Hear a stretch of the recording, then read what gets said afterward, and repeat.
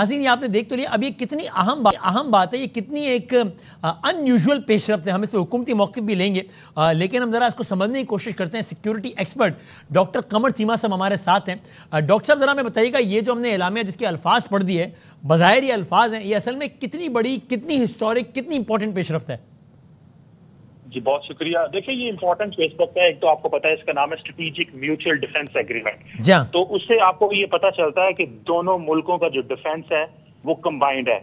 अगर सऊदी अरब किसी मुश्किल वक्त में होगा, जब उसके दिफा की जरूरत होगी तो पाकिस्तान उसके साथ खड़ा होगा, और जब पाकिस्तान को दिफा की जरूरत होगी तो सऊदी अरब उसके साथ खड़ा होगा।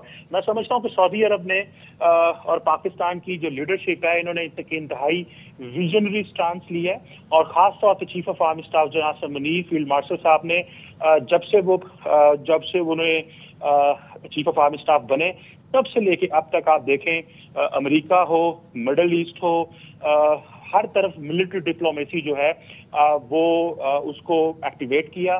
फिर आप देखें कि पॉलिटिकल लीडरशिप भी साथ साथ है। मिलिट्री लीडरशिप और पॉलिटिकल लीडरशिप के दरमियान जो सिनर्जी आप अगर देखें उसका आपको पता चलेगा। दूसरी देखें, अब ये जो डिटेरेंस क्रिएट हुई है, असल चीज ये है कि वो डिटेरेंस देखें, सऊदी अरब की जो अहमियत आलम इस्लाम के अंदर है वो हमें इस चीज का पता है।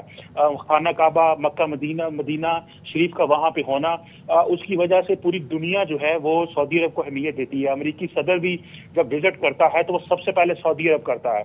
और अगर सऊदी अरब ये फैसला करे कि मैंने पाकिस्तान के साथ एक म्यूचुअल डिफेंस एग्रीमेंट करना है और पाकिस्तान के साथ मिलकर जो डिटेरेंस है वो एस्टैब्लिश करनी है, तो इसकी सिग्निफिकेंस पूरी दुनिया के अंदर समझी जाएगी। मैं नहीं समझता कि आज तक सऊदी अरब ने कभी इस तरह का जो एग्रीमेंट है, म्यूचुअल डिफेंस एग्रीमेंट किया होगा, और उसकी जो सारी बात है इम्प्लीकेशंस बड़ी इंपॉर्टेंट है। अभी हाल ही में जिस तरह पाकिस्तान ने जंग लड़ी और पाकिस्तान ने वो जंग जीती, और पाकिस्तान ने दिखाया कि हमने किस तरह साउथ एशिया में डिटेरेंस को रिस्टोर किया। इंडिया ने इस खित्ते के अंदर एग्रेशन शो किया, हमने डिटेरेंस रिस्टोर की, हमने और अमेरिका ने भी उसको अप्रिशिएट किया कि ताकत रखने के बावजूद हम अमन की बात करते हैं।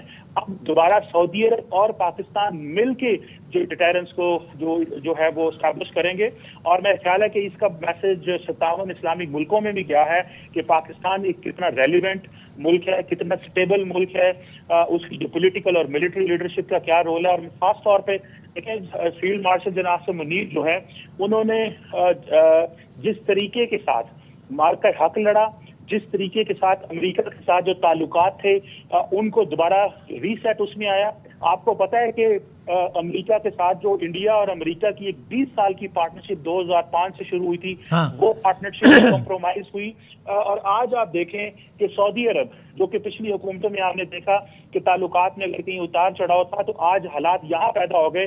पाकिस्तान की मिलिट्री लीडरशिप ने अपने आप को इस तरह दुनिया के सामने पेश किया कि सऊदी अरब समझता है कि अगर हम किसी के साथ दिफाई एग्रीमेंट कर सकते हैं तो वो पाकिस्तान है। अगर